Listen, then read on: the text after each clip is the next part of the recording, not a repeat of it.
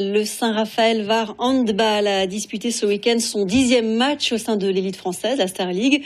Le début de saison a été compliqué pour le club qui pointe à la 10e place du classement.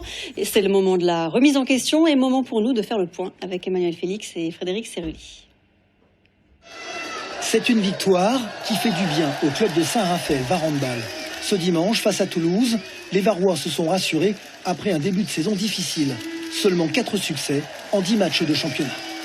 C'est des victoires qui font grandir le groupe. Il y a beaucoup de jeunes joueurs, beaucoup de joueurs qui n'ont pas d'expérience du championnat français.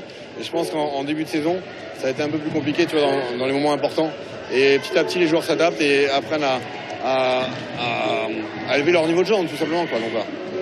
Cette saison, l'équipe raphaéloise est en pleine reconstruction.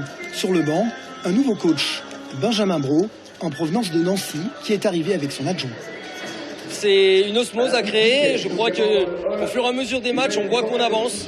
Et c'est bien là l'important. Et les résultats, ils vont venir. Ça, c'est certain. Maintenant, c'est pas faire la langue de bois. C'est qu'aujourd'hui, on aimerait avoir plus de victoires. Mais si on veut construire, il faut peut-être tolérer un petit peu d'être irrégulier. Une grande partie de l'effectif a été renouvelée. Cette saison, 7 nouveaux joueurs ont signé au club. Notamment l'Espagnol Sergio Pérez. Benjamin Bataille en provenance de Montpellier. Nick Henningman, l'international slovène, et 2 nouveaux gardiens, Mickaël Robin, en provenance de Nantes, mais aussi le portier de l'équipe de France, Vincent Gérard, champion du monde et champion olympique, qui porte un regard expérimenté sur ce début de saison. Quand on a une équipe qui est renouvelée à plus de 50% et surtout sur des postes clés, on sait toujours que ça va être compliqué et malheureusement le calendrier a fait qu'on rencontre 3 des 4 premiers de la saison dernière, on se déplace beaucoup et ce qui fait que on perd des matchs de peu. Un nouveau président a également pris la direction du club, Pascal Baki, un chef d'entreprise raphaélois de 56 ans qui est ambitieux mais réaliste. On sait qu'il y a 3 intouchables devant, qui sont Nantes, Paris Saint-Germain et Montpellier.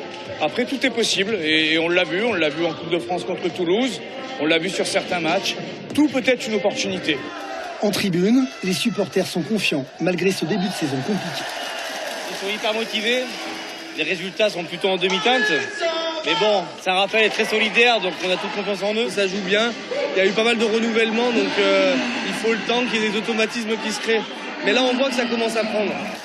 Prochain rendez-vous pour les Varois, le 27 novembre à Paris, face au Paris Saint-Germain, en championnat, en attendant les quarts de finale de la Coupe de France, en février 2023.